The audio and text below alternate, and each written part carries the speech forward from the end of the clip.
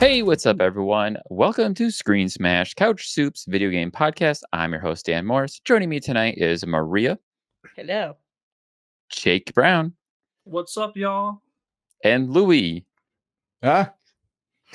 Always doing visual gags, Louie. Podcast. Well, that's only for the loyal fans. You want to see what I'm doing live? You got to come here and watch it on Twitch. No one cares, Louis. Shut up. I don't want to see. Oh, never mind. I won't promote it then. All right, everybody, welcome back to our first proper episode of Screen Smash since our little break. And tonight we have some great topics to get into. We're going to be talking about the HBO new show, The Last of Us. If you guys watched this little show on Never HBO. heard of it. Yeah. Yeah. Okay. Well, we're gonna try and talk about it. I guess if you get, maybe I'm the only one watching it. We're also gonna chat briefly on the Xbox and Bethesda Developer Showcase that we got a couple of weeks ago, and we're gonna take a look at something kind of an obscure topic on whether or not video games should be vaulted, kind of in like the Disney-esque sort of sense, where they like store games away or movies away, and then put them for whatever reason you can't buy them while they're vaulted. But that's not where we're looking at this. We're going to be looking at more whether or not those games should be remade, which is a hot topic right now. So I'm excited to get into that. But first, tonight we are talking about the new HBO Last of Us show based on a little game by a company called Naughty Dog. And I think Sony was the publishers on that. Anyways, we've just now officially had the fourth episode of this show air on HBO last night. Hopefully you guys have had a chance to check it out, and I wanted to go around and just kind of check your pulse on how you're feeling about this show. Who wants to go first? I can go first. I love it. Do- I think it's great. I think for a game, it makes me laugh because they were always like, nobody wants to see a 1-1 recreation of a video game. Survey says, wrong. So they absolutely do want that. And it's stuck to the source material. And I think it's great. But they have made changes to it by going back into, different parts of the story and elaborating on characters and adding things to it that, weren't in the game, which I think is really nice because you get to see some backstory. My only concern is that I hope they don't spend too much time doing backstories and end up, as the show goes on, start rushing through the story to get through it and doing what Game of Thrones did, where it's trying to tie up all these loose ends before the show ends. That's my only concern with it. But I like it. It's good. All right. Yeah. I mean, to kind of bounce off of that real quick, like I kind of felt the same exact way Maria did. I was like they were moving along, which when we first started, like I thought they were moving along a little too quick. And then like they had that episode 3. It was a really good episode, but I was like, I feel like it kind of stopped them. And I'm like, if they do kind of an hour episode for each type of character or side story like that, will they be able to finish the entire story? Because There's only like 9 episodes, right? Yeah, there's like 9 episodes, yeah. and you only have a certain amount of like major plot points you have left. And I was like, are you going to be able to get through like the entire winter in like 1 episode? I was like, I feel like that's something you need like at least 2. So like that's my only kind of like concern. Other than that, like I love like the 1-to-1 that they have. The scenery is great. I love the clickers. The clickers are, oh my god, look just like the game and are just as terrifying, even more even. But no, I'm full. See the rest of it. So 2 thumbs up. All right. Pretty positive. I Louis? love it. I actually watched the damn thing. I turned it on to do some chores in the background and just get a hint of what it would be like, because I don't necessarily, I didn't feel I needed to watch it, but once I started it, of course, you just don't stop. I haven't seen the 4th episode yet. The 3rd one, I still am recovering from my dehydration. Jesus Christ. From the 3rd episode? Yeah, that was like it did exactly what I want these things to do, which is it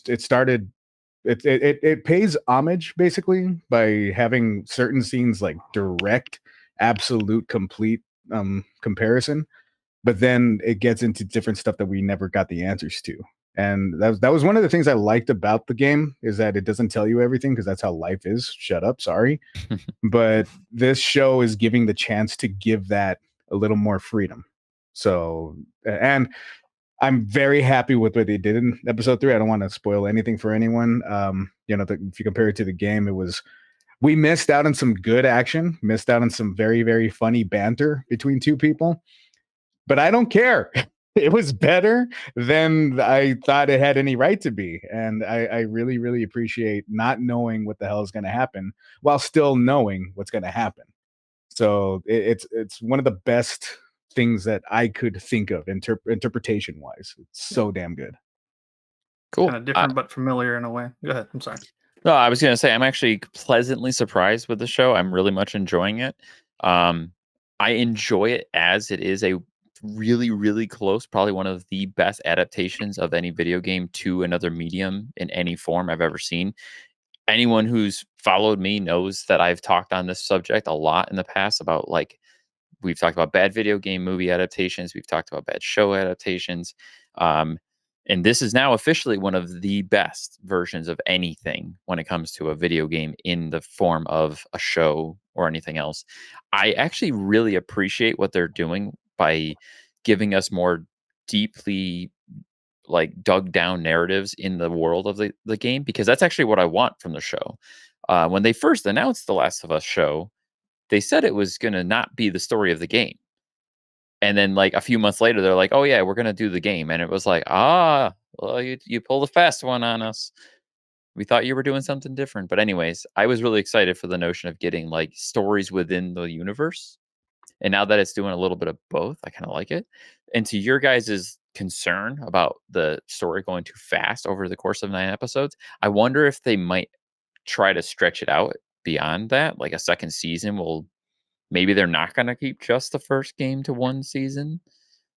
I don't know. I'm not really concerned, because the problem with the Game of Thrones was that they didn't know where they were going. And then things started to take off and shape their own stuff. This, they know where they're going. Yeah. They know what they can change. They know what they can adapt.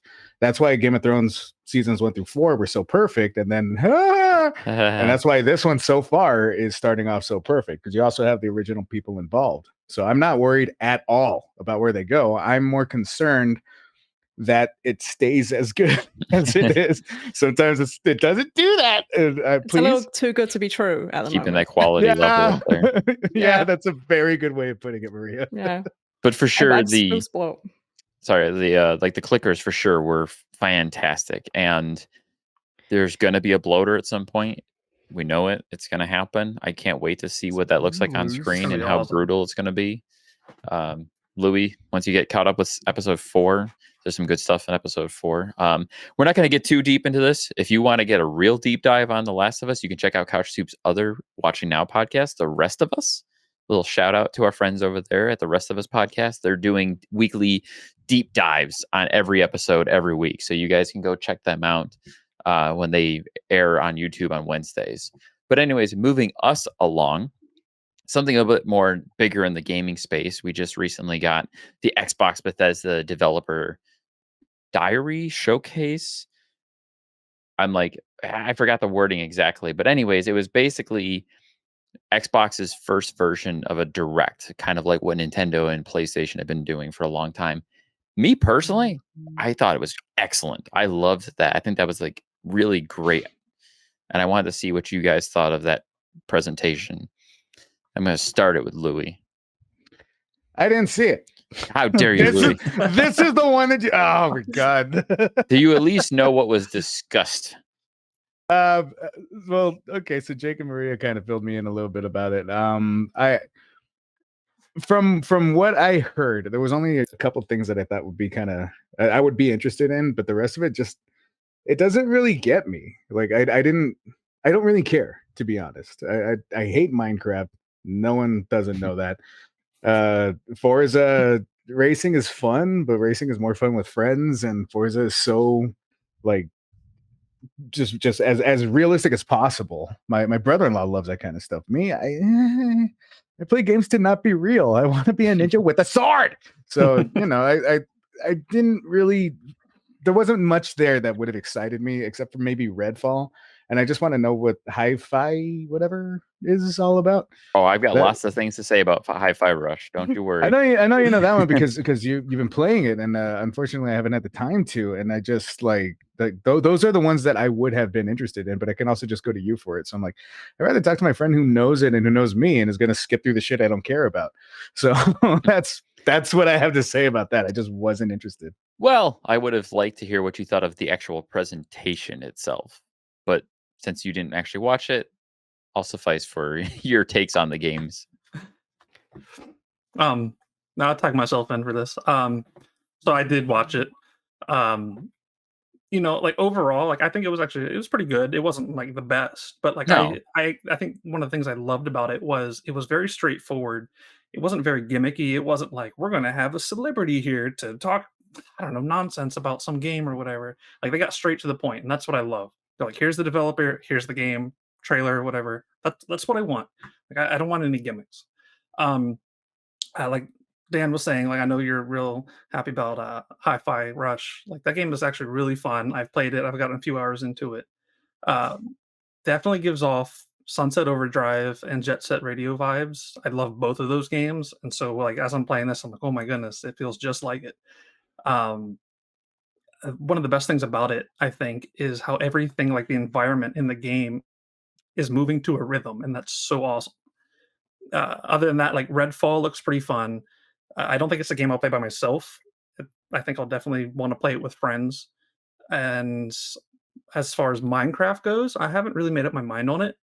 Like, do you guys know if it's just PvP or is there like a survival type mode that you can play? Or I don't know that the developer diary on it was very PvP focused. yeah, So it's hard to tell, honestly, if it has a single player mode. I'd have to maybe do a little bit more digging to find out. But the idea of playing it with friends sounds fun. Mhm.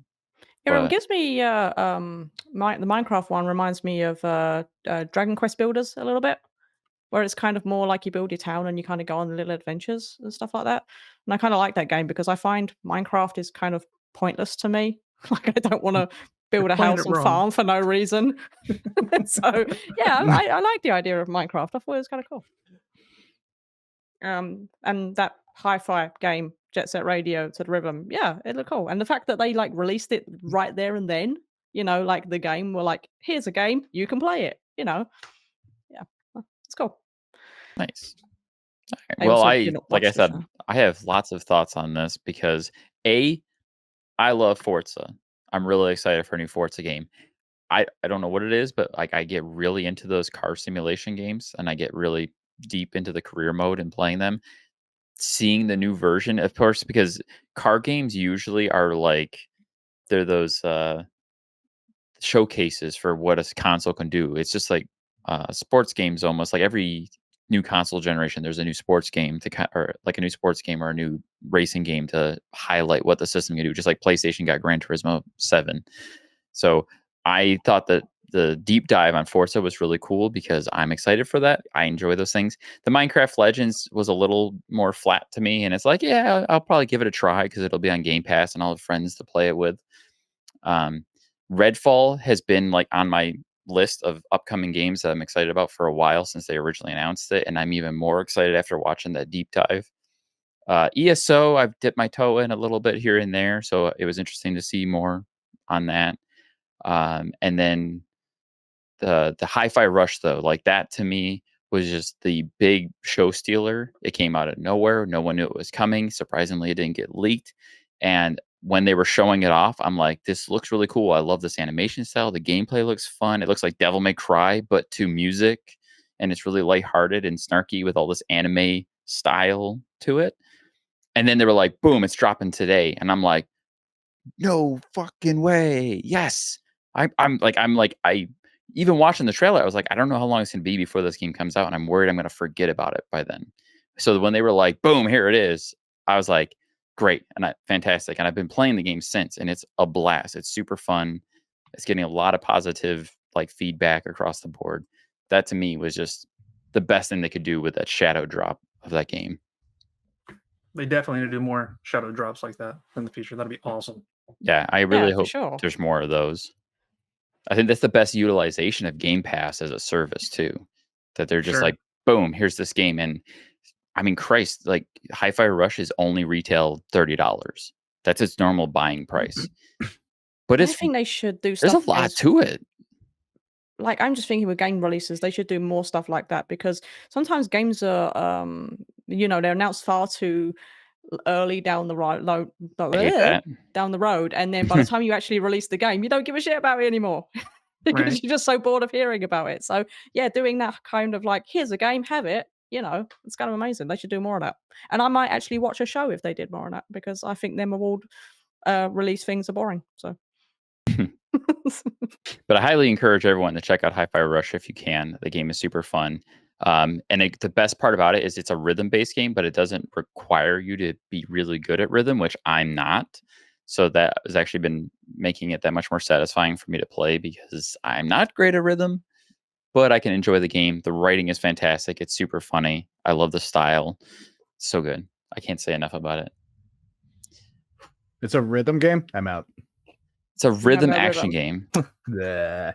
Have But been you don't listening? need Says the guy who got like obsessed with Guitar Hero. Yeah, I'm good with. I love that. Don't worry.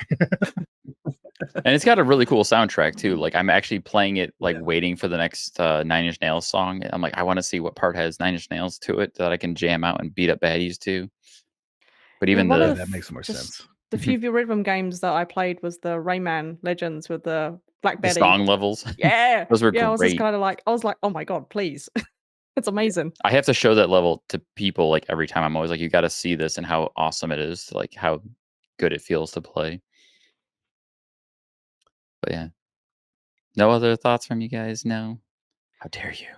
How dare I'm not allowed opinions anymore, right, Maria? you? You're allowed No, I've opinions. always, You're just not allowed to scream in your microphone.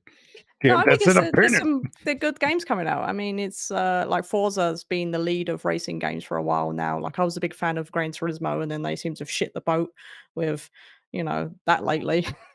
So, but yeah, no, I really do like Forza, and Redfall looks interesting. I've kind of lost touch of Redfall when it was first announced, and then I've been hearing bits about it, but I don't play video games because I'm a loser. But but I've seen it again. And I was like, it actually looks pretty good. They got that vampire. I've seen there was that vampire pack thing coming out for it, Mhm. like a DLC thing. It's like, yeah, sign me the fuck up. On That another, was my first F bomb with this stream, by the way. I'm gonna keep track, keep counting. That's one. I want you to know I only did it once. I swear. There is the topic of round Redfall since that trailer dropped about the online connectivity going on, where it's apparently you have to be online always, even during single player. So, real quick, I just want to see how you guys feel about that. Like, is that an issue? Should that be something that gamers should be concerned about? I don't think so. I don't think it's nowadays. You're always on the internet, and I play Destiny a lot, and there's very few times that it gets disconnected because I'm not online. So I don't think it's really.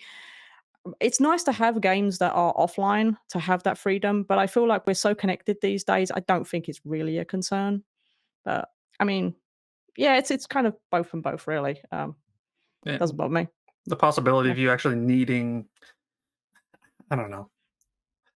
Like the only way I can think of is like if you're camping or something and you have like a generator or something and you're playing. I don't know, but then again, you shouldn't be playing games to begin with. Enjoy freaking nature. But If you're going camping and you've took your Xbox with you, you're on the wrong oh trip. yeah, I take my Xbox everywhere. I don't care. So when you take your Switch. I can see where it's an issue or a concern when it comes to people who either live somewhere where internet's not a great option. There's big parts of the world where internet's not a constant thing. Where I don't know, I've had internet and a connection to my consoles for the last 20-ish years, and then on the other side of it, it would be kind of like the game preservation argument of what happens down the road if the servers get shut down and you want to play the game, Yeah, by that is a yourself, single concern. player. Yeah. Like, is that going to be a problem, or are they going to patch it where you download a patch and then it goes offline and then you can just play it without the connection? I It's mean, like I feel like if this was maybe like 10, 15 years ago, I can see that being more of a concern. Because I do remember like at some point, like when I was in high school, like my family didn't have internet. So I was sitting over there. I literally had my Xbox 360 hooked up dropping outside of my window to get connection to a neighbor's house that had internet, and it was real spotty. So like sometimes it's real good, sometimes it's like, oh no. I mean, like I said, that's like 10, 15 years ago. Like nowadays, most families have internet, so it shouldn't be that big of a problem. Like Yeah, I kind of agree with that. understand where it would be a problem. Like I don't know. I'm kind of like what Maria was saying. It's I can see the good, I can see the bad with it. Like I remember back in the days when I had to log on to a game on my phone with internet to be like, yeah, I want to play this game, and then I wouldn't touch it until I got on the plane because you couldn't use it unless you were telling it from the internet, I want to play it. Now I don't need you. I remember that shit. And I used to hate that. And now it's kind of universal. So it's not too big of a problem for too many people. But like you were saying, Dan, it can be in a place where there's not a whole lot of it. Or it's the one Cracker Barrel in the inner city and I don't live there. Like I can see that absolutely ruining a person's experience if they just want to experience something like that. Unfortunately, I think we're in a place where now we kind of accept this is an online game. That's all it is. And this is a non-online game and I can enjoy it. So how many Yeah. people do they want to reach? The company themselves?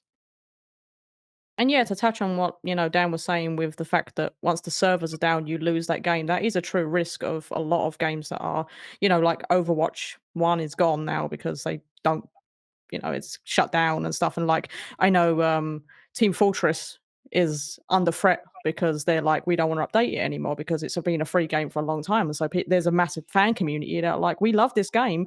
Once it goes offline, it's gone.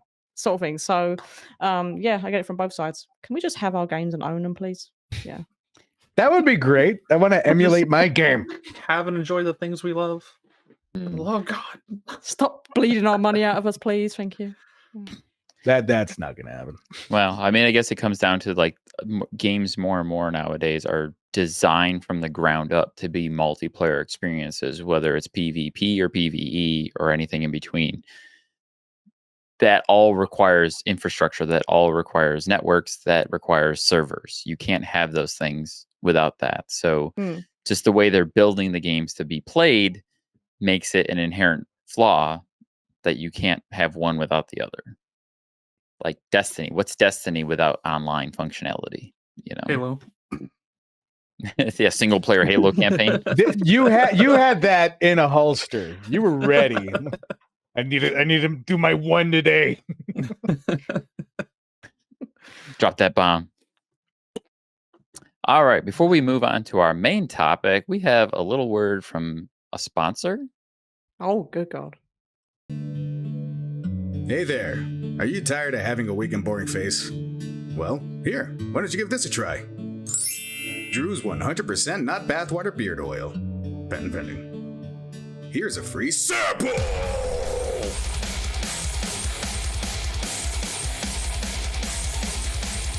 Now your dumb face has a beard that Bigfoot would envy! Look at that chin armor! Look at it! This thing can file your tax return! Pick up that pet poop on the ground right there! It's even bulletproof! Look at this! Nothing! Do the Superman pose! Yeah! Just remember to reapply every 30 seconds to maintain your hypermasculinity. Use 100% not bathwater beard oil is a 100% not bathwater product that has not been certified to even exist. Keep out of reach of women and children. That's not a sexist thing. That's just the weird stuff happening that we can't get into legally right now. Product may or may not actually be real. Match. All right, I told myself we were going to just straight move on as soon as that was done, but since it was our first skit, I can't not. That was so funny. I'm sorry. I was trying not to laugh. I can't not, though. That's amazing. Yeah, I was sitting here like the whole time. Okay. I'm watching you guys laugh, and I'm like, I'm not gonna not laugh now. Now I don't want to be the weird one out. Just Merch. That was me, by the way. So this is part of one of our things that we're trying to do with this show going forward is doing these comedy sketches. I did it again, sketches. So this was our first one that we put together, which is kind of a big inside kind of like spoof on CouchSoup and how we know Drew. And we made this ridiculous edit of me, my weak and boring face. So yeah, that was the first of what we're going to start doing. In the future, most of them are going to be game related, but we'd like to do more stuff that's just funny and ridiculous for us to kind of cut to and have these ridiculous little segues like that. We're having a lot of fun coming up with ideas, and we've got some other fun ones already made, and I can't wait to show you guys. We've been sitting on that one for a long time. That's awesome. Oh man, What happened to the beard? Where's your beard? It was so perfect. He I didn't reapply maintain in his 30 seconds. masculinity. Yeah, that's the problem. You need to reorder, resupply. All right, guys. So now we're going to move on to the main topic and discussion tonight, and that is, should games be vaulted? And again, just to give a quick little idea, the whole idea behind that is whether a game that is really, really good should be left alone. Like, people aren't allowed to touch it and remake it. And if you think it should be, do you have a pick? Do you have any ideas of what games you think are, so good they should never be remade? There's so many avenues we can go with this discussion. So is there anyone who wants to jump into this topic head first? I'll go. Just jump in, Jake. Don't tell me you're going. So like, I can say yes and no, because it's just a never-ending struggle of so many choices. But I'm going to give an example of something I feel like should be vaulted, yeah, and not be messed with at all. So I'm going to have to say Banjo-Kazooie for the Nintendo 64. And yes, before you say it, I am aware that it has been ported to other systems. It's ported. I mean, but it's not like remade or anything like that. Mhm. So like for me, like when I play this game, it's almost like digging up a time capsule. Because like that was my favorite childhood game growing up, and there's like everything from like the world to the music, its characters, everything about that game just like blew my little mind. And I really don't think I would want that messed with, because I don't want it to tarnish that memory I had. And I'm kind of looking at Banjo-Kazooie nuts and bolts, because I feel like that was like their version. So like I don't know what you guys kind of think about that. No, I kind of agree. I mean, there are certain games that are a product of their time, Mhm. and I don't feel like a remake really benefits of it.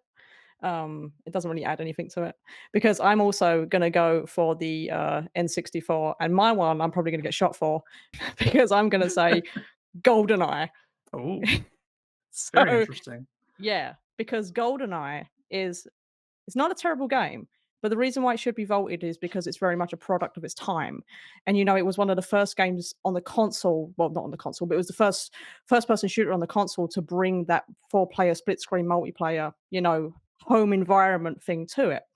And it's just it's a janky game. It's got terrible controls. It's just not the best, but it was just that home experience of having your friends over and just all shooting the shit out of you and everything. But the thing is, if you remade it, if they remade it and improved it, they're going to take away the jank that made it GoldenEye 64, and so it kind of is going to kill it. I don't think it's going to stand up to first person shooter games of now, because to make it stand to the test of time, to match up with things like Quake and Doom 2016 and stuff like that, they're going to have to change it so much to add all those things that are making these games successful today.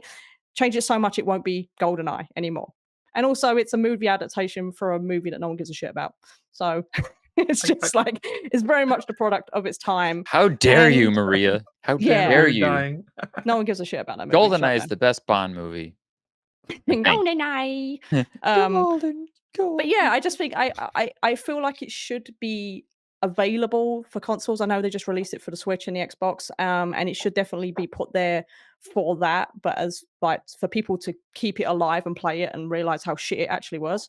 But as actually remake, nah. I mean, leave it alone. Let it be shit. Let it be a lesson to our children to go. This is what we had to put up with. This bullshit. You play this. Stop complaining about your new games. There you go.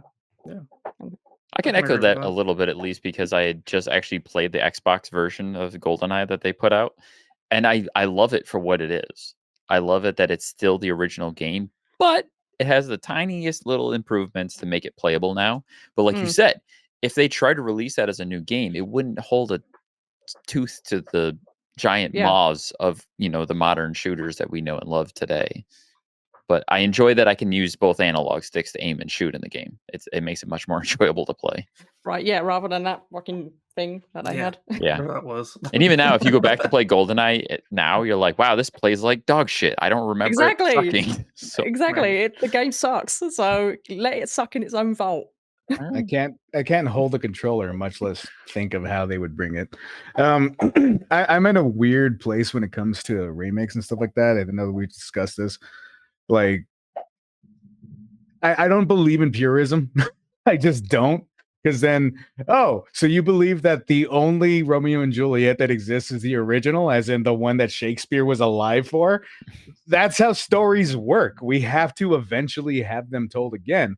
But when it comes to certain experiences, certain film can only be shown in its entirety from where it was recorded.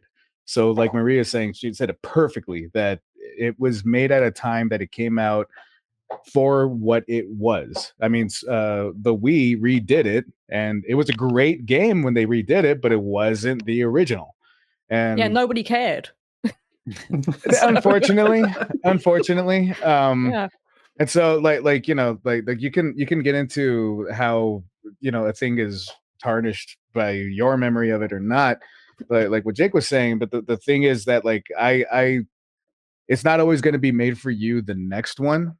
The problem that I have is that they don't always maintain it for what it was worth. If a film or a story or a video game are redone in a correct way and they got all the mechanics down so that they actually work the way they were supposed to, even if it's updated, then it works. Unfortunately, that's really freaking hard, especially when you have idiots that are just like, you need to make it more exploding and that's going to make it better, right? Like then they screw it up and that's where you get horrible renditions. So I'm in a weird spot for that. I don't think any game is too perfect that it should not be attempted to be remade. I don't think any game should be like, don't touch it, it's fucking perfect. Second F-bomb. That's two. FX2. Yeah. F's in the chat, everybody. Maria's throwing them on stage. Now, I think for me, I actually think there's a few games that I think do have the legs to stand on to be vaulted, as it were. But also, a lot of those games I wouldn't mind seeing a remake if it was done properly.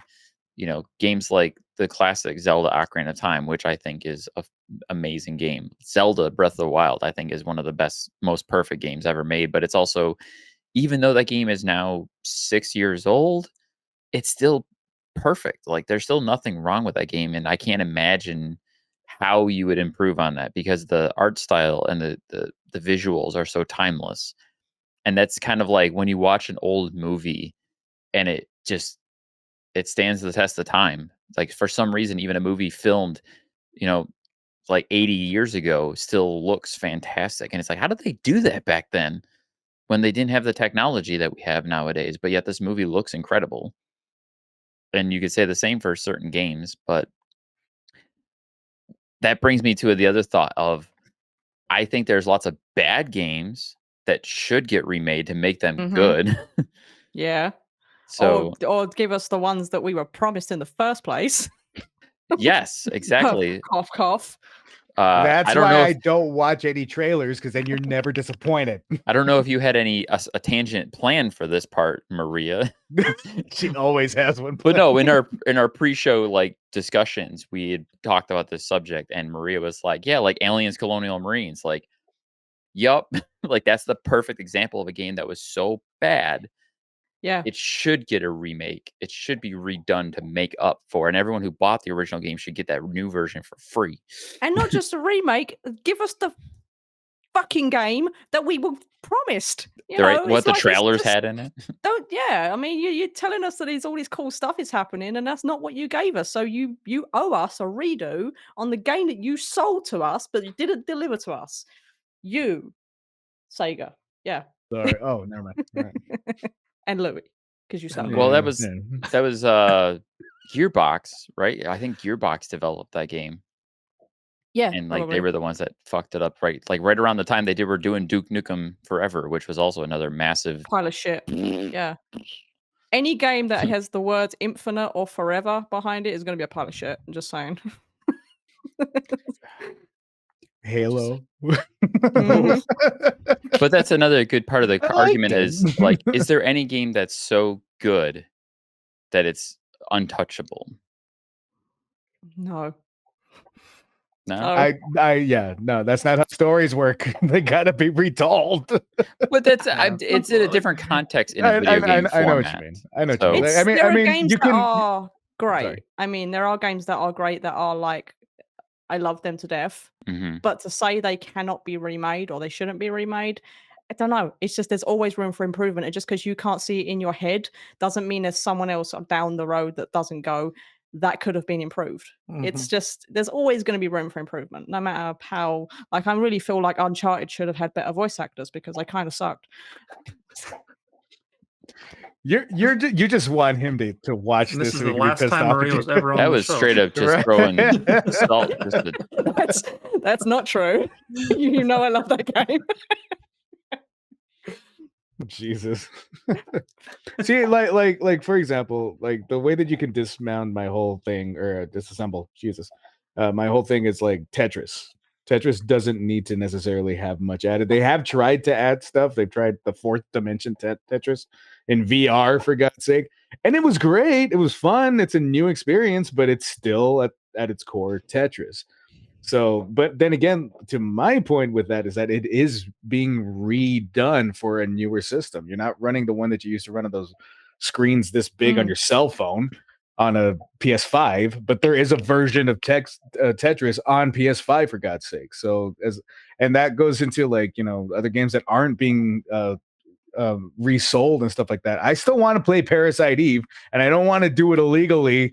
Sony, so sell it to me, please. I don't want to have to download emulators, you dinks.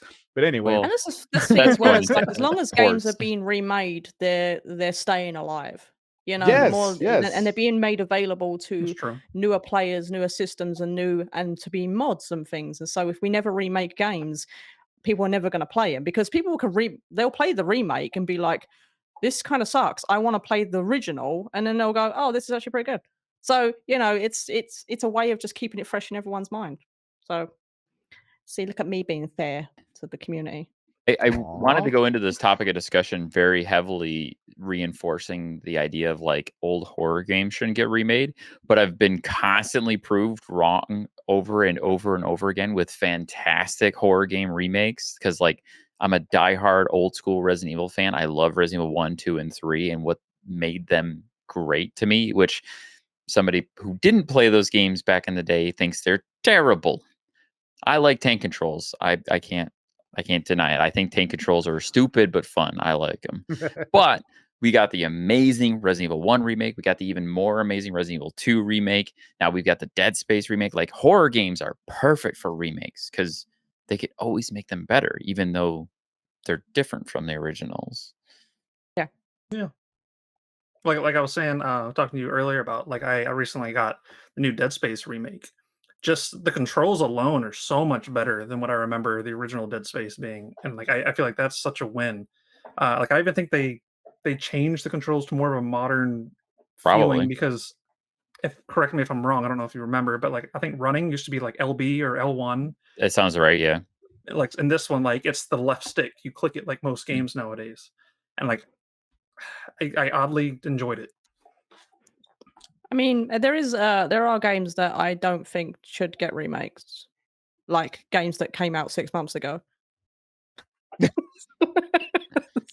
that's even a- 6 years ago. Let me get to it. It's on my list. I promise. That's an Yeah. ongoing just narrative that we have That's of yeah. like how we don't agree with games that are less than 10 years old getting remakes. Yeah. Cough, cough. Yeah. Don't say it. But no, I think any game should be potential for remakes. You can't protect Yeah. everything, Yeah. Now, remake versus remaster, that's a different discussion that we're not going to get into here. But like a remastered version of a game that's less than 10 years old, I get that, especially a game that came out on like the 360 and PS3 generation. And it's like, oh, it's just there. Now just give me a port with like some smooth resolution. I'm good. Like I have no problem with that. I play remasters all the time. But to remake the game entirely, and change a lot of what was the core experience, that's a whole different discussion. I think if I had to choose any game, there's a game that I think would. I don't know if you could remake it and maintain its core magic, and that would be the original Donkey Kong Country from Super Nintendo, which is I something was that thinking Jake and about I that actually. love that Yeah. game. I So love that good. game. If you did let's say you gave Donkey Kong Country the Link's Awakening treatment, where they completely redid the entire game but kept everything the same, I still don't know if it would do anything. I don't think I would either, to be honest. Because I love those old graphics on the Donkey Kong Country with the Super FX chip. It was one of the first games that had like that fake 3D back in the day. See, but the good thing about that one is that it is constantly being updated and for new systems and stuff. I was just playing it the other day on my Switch, so that one is still being brought to the forefront. But you're talking about Even- ports of an old game. Yeah, That's different, though. But like, well, yeah, no, I know, but I'm just saying that like at least we can still play original Donkey Kong. Right. And so like when you tell me like games that deserve it and stuff like that, automatically I think of games that I can't just easily obtain again. That's why I keep on going to like one of my personal favorites, Parasite Eve. I love that game. I just can't get it anymore unless I find an original PlayStation and an original cartridge and I get the memory card and blah blah blah. See, blah. now I think that's a bigger issue with Sony and their backwards compatibility problems that they were like real big on backwards compatibility through the PS2 generation, and then at the start of the PS3 generation, and then they're like, nah, we're just gonna stop. And they're kind of sort of bringing it back with the PlayStation Plus, and now you can download digital versions of some games. of them, yeah. But it's really limited. I mean, that's kind of like what Nintendo was doing with the Switch Online. So it's like you get this restricted library, and it's like, I guess, kind of, sort of. But if you don't own the original, like I have this giant stack of PlayStation 1 games behind me that I can bust out and play whenever I want. That goes back to the video game preservation argument. This actually makes me think, I just read this article about there's apparently a emulation program being developed for Xbox that'll let you emulate Xbox 360 games on an Xbox One or Series console. So you can potentially allow you to play every single Xbox 360 game ever made on the current generation console. That I think is amazing. That would be pretty good. I read that as well. That sounds so good. I'm all for that, especially if it keeps Like all the the Xbox possibility, like- features intact, Oh yeah. like achievements. Heck yeah. Because I have a lot of Xbox 360 games that I can't play unless I play them on the 360. Yeah. So I guess that the only thing I'm like, just to kind of get through my own head, Yeah. I just automatically, when I hear as the topic is games that deserve it, I don't think of games that I can get to right now. But that's really interesting to me because I'm just kind of like, okay, now thinking on those kinds of games, what would I want? I can't say Final Fantasy VII because that's already, that's a good one. I like it, except for some of it. Just I guess the core of the original statement comes back to this idea of, should a game be vaulted? Because it's such a good example of what a good game is. And we want to keep its essence of like, this should be a record for all to use going forward. Like, does that have headway? Does that make sense to try to That I even can think agree about with. it that way? Yeah, absolutely. That like you can't remake The Shining. That's a perfect movie that the way it was done cannot be redone because now there's laws against that shit. So we can't redo that. There's definitely going to be other games that you can do that with too, I believe, but do make them readily available for people to play the magic and experience it for themselves. Yeah, and there's also, games to be vaulted that are games we learnt from and games that were kind of like the cornerstone of that games learnt became better from, like, GoldenEye and some of those old games. It's like, they should be put into a glass case and just being like, this is a game that started a generation type thing. Yeah. And But not to misconstrue the notion of this game should be unplayable for the future. Oh no, It's they just, should it shouldn't definitely be it shouldn't be allowed for people to take that game and redo it and like say, oh, we're gonna rearrange and redo everything. It's more you're not allowed to do that, but you can still play the game. We want video game preservation. We want everyone to build up, like Louis keeps using Parasite Eve as an example. That's a perfect example of a game that it's impossible to play now if you don't have the original game and your only other option is to emulate it. And that's illegal technically. Yeah. Like I'm okay with like evolving it, like sequels or stuff like that. Like I'm fine with that. I'm 'cause happy we with have that ports with to multiple get, things. like, I have bought Resident Evil 4 more times than 4. Mhm. And I'm going to Because- buy it again when they do the remake. And I can't wait to play an updated new version of Resident Evil 4 because I effing love that game. And I can't wait to play it in a new form and all the great things that Capcom does when they remake a game. Yeah. They have been proving themselves. I will admit that. Like Yeah, I wouldn't want it Capcom. to die with that generation of players because like there's always new game players, there's always new people introduced into gaming. So that's why we have like a million new Marios every year that I don't understand how they're still making them. But like there's always money to be made and there's always players to dive in and experience for the first time. So like I can see evolving. But For sure. And then, like with, Yeah. games now that are being modded and stuff, it's just keeping the game alive. Like, Quake could be remade into get the Doom 2016 treatment, but it's just like, well, it's alive because there's modders making maps for it and doing stuff to it and stuff. And I don't know. It's one of those like it has a benefit and it doesn't have a benefit. So it's like, well, just keep games, let people play their games. We do need to wrap up, but that actually makes me Okay. think of now where I just saw the Legend of Doom mod. That would, if you don't know the Legend of Doom mod, somebody recreated the original Zelda game in Doom. And it's like the perfect mashup of Zelda and Doom together. So it's a first person, like you run around with a sword and shield, just like in Doom, and you're going through the levels of the original Zelda game. And I'm like, that's awesome. Like these modders, man, and what they can do is just Oh, insane. something Some you'd of them like, are Dan. ridiculous. Someone recreated the mansion from Resident Evil 1 as a Doom map. Nice. wow. Yeah. Of course. It's like, of course, it's crazy, but yeah. But yeah, I think this is we could have this conversation for the rest of time and never really come up with a good answer. Ultimately, there's really good games that don't need to be remade, and there's really bad games that maybe they should be to kind of rectify the situation. But anyways, that's going to do it for us tonight here at Screen Smash. Thank you, everyone, for listening and joining with us tonight. Thank you. Good night, Maria, Jake, and Louie. We'll see you guys all next week. Bye. See ya.